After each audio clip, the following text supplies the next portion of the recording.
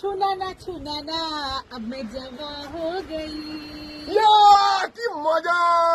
জীবনের প্রথম জীবনের এই পথে একই সাথে চলবো সবাই, আছে ভালোবাসা, আছে স্নেহ মায়া। তো বন্ধুরা, আমরা চলে এসেছি দীঘার সমুদ্র সৈকতে। হুলালা হুলালা হুলালা হুলালা তু হ্যাঁ মেরি ফ্যান্টাসি।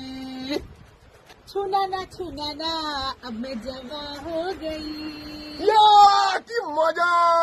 জীবনের প্রথম রজত জয়ন্তী বর্ষ এবছর পালন করছি, সেটাও সমুদ্র সৈকতের পাশে।